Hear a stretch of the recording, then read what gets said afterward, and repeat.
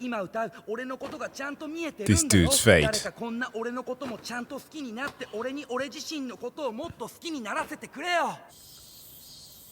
If only my confession went that way.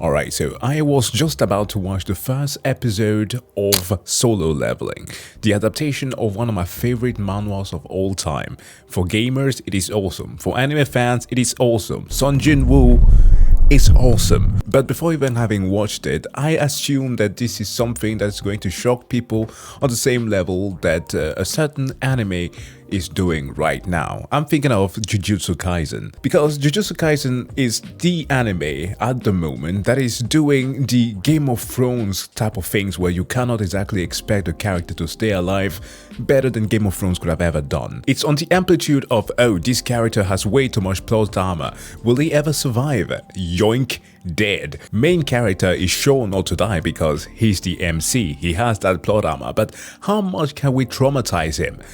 Yes, that's how far Jujutsu Kaisen goes into its presentation, and it is devilishly good. And speaking of devils, YouTube and the algorithm were so kind as to remind me of one that actually did it better.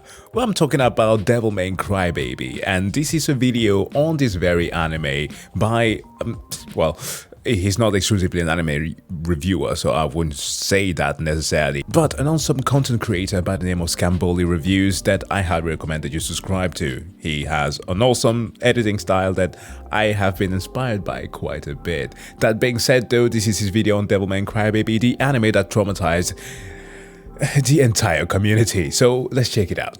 Devilman is one of the most influential manga of all time. You've watched or read something that was touched by the series. Berserk, Evangelion, and Parasite stand out, but other stories like Kill la Kill, Attack on Titan, My Hero Academia, and even Pokemon pay their respects to the series. I don't see so much My Hero Academia. Do they? The gore maybe by the end? I do see Attack on Titan. A lot in the soundtrack, and also with Kill la Kill, a lot in the soundtrack. But I guess if you're arguing for the sheer insanity of what goes on in the anime, then yeah, I agree. Why? I don't know, because it's goofy as My father died. What? Professor Asuka's. Because of that, I am totally alone. The original anime is goofy. You mean he tried to kill you? Oh my god. Incredible. And then he died. So in the Devilman dub, alright, is, I want to say, almost on par with what was happening with Ghost Story. Ghost Story is goofy as hell. Have you accepted Jesus as your personal savior? No, I'm Jewish. But Devilman is somewhere up there. This anime was announced in 2017. Who was expecting that the show would completely overhaul one of the best stories ever written while retaining the gruesome violence, the arm-clenching excitement, and the emotional whirlpool that envelops every viewer without fail? Man Crybaby is far more than a new coat of paint on an old story, and that's why it won Anime of the Year, had PewDiePie talking about it, and had most of us wishing we never watched it. Professor. Chirping birds were getting on my nerves. A thing that is super shocking, where in the least something that we can all be assured of, is that if you're tuning in to watch something made by at least directed by Masaki Yuasa, you know the shit's about to go down because the man is an anime genius. Like, this man is the equivalent of an anime sleeper build. You don't know ever what you're getting yourself into. Like, you go from watching something like a work that he did later on, I think with the same studio, right? They are the same guys, I can't remember their names. Studio Science something. Come on. Brain. TikTok. No, but seriously, they are the same studio who've worked on the Scott Pilgrim adaptation on Netflix, yeah? Yeah, and it is an anime. Fight me, my anime list. But you go from disaster works like Japan Sings to Tatami Galaxy. shit, that one is crazy. And something like Man Crybaby, Ping Pong the animation. You are never certain if something you are going to watch is filled with optimism, with the best design decisions ever, or just sheer fucking trauma. And that's what I like about him. He will always take you on a ride and you will enjoy that ride, even if it leaves you scarred. On a surface level, the first episode seems quite random, but as you watch it, you realize every detail is placed with care. Akira isn't really good at much. He's on the track team, but gets mogged by his hot female friends. He's a bit of a crybaby, and usually when the main character isn't good at sports, he's at least brainy, but nah, Akira's very stupid. His friend Miki gets into a jam. Rappers have grouped up and started rapping at her. Yeah, these guys are cool. So Akira goes out to save her in his own stupid way, and a white person shows up. He has a gun. Like, yeah, we kind of expected that. And turns out him and Akira were friends, so they take off in a bajillion-dollar car. And this is where Ryo starts telling us what the story's really about. The devil horns. Unknown to mankind, devils have been taking root in human bodies. Famous athletes, your coach, your best friend, anyone can be a devil, and the only two people in the world who know are Ryu and now Akira, who hears all of this and is like, oh, cool. Okay. He's stupid, remember? But smart enough to know that the best thing to fight a devil is another one. Dude, the nightclub scene. It was so ridiculous. Like, on first watching, I did watch that episode twice. I was thinking that this was just a little bit absurd, a bit too vulgar, you know? I mean, like, I know, again, it's works of Uesa, like, you know that a lot of mature subjects are going to be touched on, and aesthetically also speaking. But, man, when Akira turned into a devil and murked another devil by going straight for a booty bite, no, I'm not joking, it's straight up a booty bite. I'm gonna find some footage of that battle and, well, depending on what it is that I can show you, because the works isn't exactly PG. He went for a booty bite and obliterated one of those devils. I thought, okay, this is something else. There's a fragile spell that's cast on you when you watch a good anime. You actually want to forget you're watching one. If the art looks weird, you snap out of it. If the characters don't act realistic... Is it okay for me to wear my shoes in here? I don't give a shit. You remember, oh, someone wrote this. With so many elements trying to find balance, it's not uncommon for shows to constantly break your immersion. So when a show manages to hold an iron grip on you no matter how far up or down or maybe even sideways the plot goes, that's something special. The characters in Devilman are thought from the perspective of how would this person behave? What would an actual teenager do here? And the show breathes because of it. Marvel, as these young girls pretend to fuck each other. See that? Perfect form. Real teens do that. People style their hair like this. Women have gross fantasies too. They don't look perfect and have silly hairstyles for you to sell merch for. This realism is maddening because once you see how the characters behave in Man Crybaby, you realize what's missing in almost all the other shows you watch. I fuck with these rappers like, I don't know, they're just cool. They're so fucking cool, man. Every second episode, they will be dropping bangers harder than... I'm not finishing that sentence. Else freaking Shinzo Abe will rise from his grave and come after me. But like, the rap go from something that's straight up annoying to becoming relevant, to becoming poetic, philosophical. It is so good. And of course, there's a lot of philosophy in Man Crybaby. The show needs goobers. At first, it's kind of funny. This rap group approaches Miki menacingly while spitting. Don't try this, by the way. Rap scares women. You have to sing, especially with 4 or more men. The second time, it stops being funny. Their bars are solid. The third time, they become real characters. The fourth time, he finally confesses to her. Oh man. This dude's fate.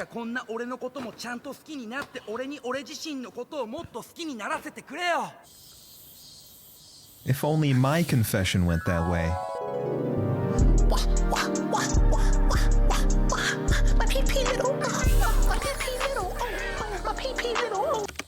You're not fucking with mine, okay. A scene like this is only possible when the art, music, and characters are in harmony. The important moments of this show are raw and candid, so when shit hits the fan, it really hits the fan. While humans dwell in their teen drama, Akira's out tearing devils apart. The visuals are stunning. Fluorescent blood rains down when Akira rips open an enemy. This is the shit you clicked on the video for. Oh. Hey, God? I'm Morgan Yeah, that's what I said. I'm calling because I don't like something one of your kids is drawing. You know, once you feel comfortable, something's about to go down. Hey, Rio! Why are you still wearing that trench coat? It's hot in here, man. Oh. Dude just goes on a murder spree just because he wants to prove a point. Devils are real, Akira. Uh-huh. Oh, you don't believe me? Let me just stab a bunch of people and make sure that they get summoned. Oh my god. I've run out of opiates. The thing I like about Akira is that he was a beta male in the first episode, and by the second he's watching in the school gymnasium. But he's still a kind-hearted kid. You can't not like him and sympathize with his journey. But what would happen when this pure, sweet kid sees something like this? Nothing good. I was fucked up watching Happy Tree Friends as a kid. I mean, he has no chance. Art is one of them special ingredients, and Science Saru knows how to cook. Ping Pong the animation, Tatami Science Galaxy, Saru. the best episode of Star Wars Visions.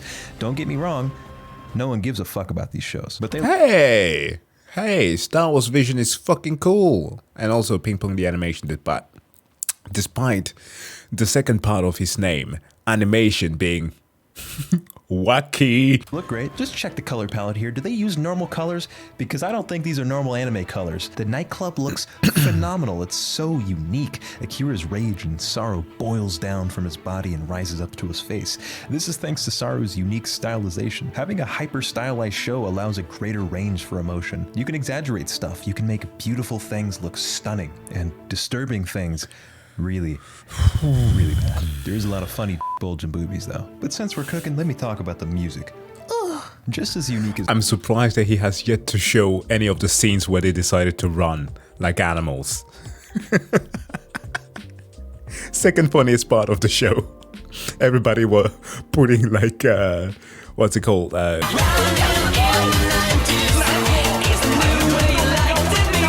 On those running animations, they're great. is the art. Man Crybaby carries an insane soundtrack along with it. You got this synthwave stuff, and I'm a sucker for really mellow tracks that suit the mood. I've twerked to worse. I can make this work. I think everyone remembers how powerful the soundtrack is. Crybaby has an uncanny ability to pick the perfect song for each occasion and make each scene special, whether it be sentimental, gut-wrenching, or terrifying. Dude, half the time in the show was like listening to the hardest moment in Attack on Titan. The other half was like listening to that ping pong song from the Kill la Kill. No, ping pong circulate. This is the mark of a terrific anime. Devilman is intoxicatingly gruesome, but what do you think happens when you combine that with characters so well written? These people feel as if I could close my laptop and they'd move around without me. These same people find out their neighbors could be the devil. Fear takes hold, and people act irrationally. It's disturbing here and not other shows because it's not that they go crazy out of nowhere. Yeah. You feel innately that what you're seeing is a part of you. It's Ace human.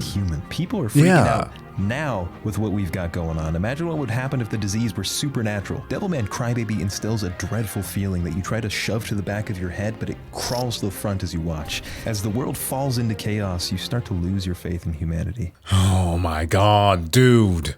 The dualism in this, dualism or the belief in dualistic cosmology, the whole thing about there being evil and bad spirit that have been battling each other from the conception of the universe is so present in this. And the way that the show flips it on its head and goes like, no, this is all fear-mongering. This is just how easily, like, we can lose our humanity when we are fed information from sources that say that they use the fact, the way that Rio does it in the show. So you are saying that anyone dissatisfied with society can potentially turn into a demon? That's correct. So then in order for us to defeat the demons, We must eradicate them before they become demons. It's so well done, and I especially like that he does this here on during the time of the pandemic that his video was released, because 5 years ago one could have said, okay, that's kind of extreme, but the way that we saw people reacting because they just could not be too forced to wear a piece of tissue over their heads is crazy. From like the false identification of those rappers who were so cool but suddenly were demonized and thought to be like straight up, you know, gang members. The witch hunt. The witch hunt with Rio making the whole world believe that, oh, you know what, it's not just the devils, but like your neighbors. We have to hit the symptoms before we even have to tackle the disease.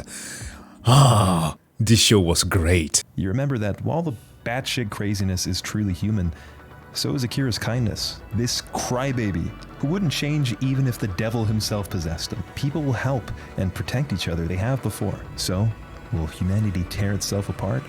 Or will they remember to have hope? Fuck no. Let me tell you about NordVPN, our sponsor. I wasn't always the guy you see today. Humanity decided, whoa, we gotta nuke each other to death. With freaking Rio going like, you know, I'm Satan. Damn. Cool. Nada. So if you're interested in getting your internet security and access up, Nord has provided me with my own special link at nordvpn.com/Scamboli for a big discount. Thanks for watching. See ya. One final point that makes this anime even better, I think at least, is that it does not have a good ending. But yeah, I kind of wanted to point that out. We don't often get to see shows that just end up on the saddest note possible, but yeah, this one did it. It was bold enough and it succeeded in its mission. But if you have not watched Man Crybaby, I highly recommend that you do that. I think it's still available on Netflix, and of course you can find it in other streaming services. But that being said though, highly recommend that you subscribe to Scamboli Reviews, and if you liked the video, don't forget to give it a like. And I wish you all to have a wonderful day. See you guys in the next one. Bye.